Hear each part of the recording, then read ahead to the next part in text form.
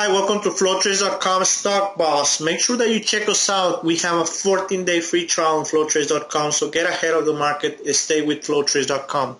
Hi, welcome to FlowTrades.com Stock Boss, and tonight we're going to be reviewing Potash. This used to be a crowd favorite on the ag space, but during the last few months, this thing has been pretty much not participating on the rally. It did participate somewhat in April, starting in April, and then it had a big jump all the way to 120, and then it just came back. And it has been, after that breakout that happened here back in May, it has been stuck in a range between the 200-day exponential moving average and the 200-day simple moving average. This is the simple moving average, and this is the exponential moving average. And in this area here, I like to call the limbo zone. And this limbo zone gets generated because basically you get two market dynamics. Some guys look at the 200-day exponential moving average and they're saying, oh, this is resistance, and it has been resistance here, it has been resistance here, it has been resistance so far right here. And some guys look at the simple moving average, and those guys on that front are going to say, well, the 200-day simple moving average has been support here, has been support here, has been support here, and it has been support here. So basically you get a squeeze between the two moving average. And the stock, either way, if it's going to go down, or it's going to be stuck in this range until it basically breaks to the upside or breaks to the top. So basically you had a range between 85 and close to 100, let's say 97 or so, with close to 100. So what you're getting today is Potash is at the top of the range, and is nearing the 200-day exponential moving average that so far has acted as resistance right here and right there. So let me clean this up a little bit.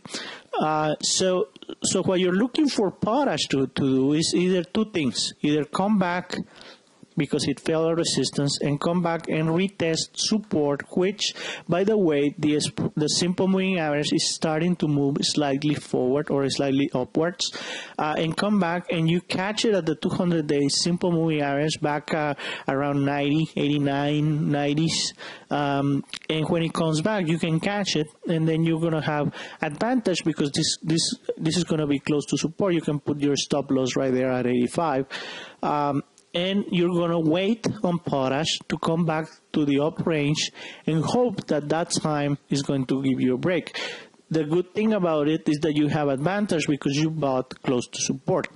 Now, the other way of doing this trade, and it all depends on what Potash does on the next few days, is if this thing starts to consolidate around this level, which is 97, 98, you'll see some type of consolidation, then you're going to see some jump there towards the upside.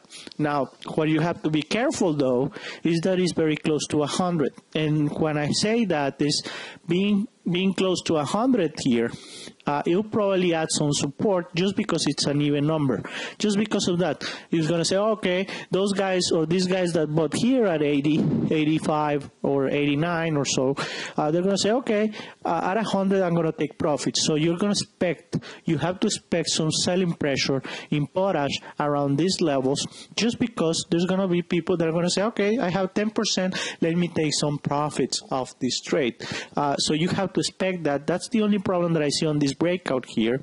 But definitely, if we see more consolidation here, which I would like to see, we'll probably have a nice setup for the upside, and you can buy this breakout.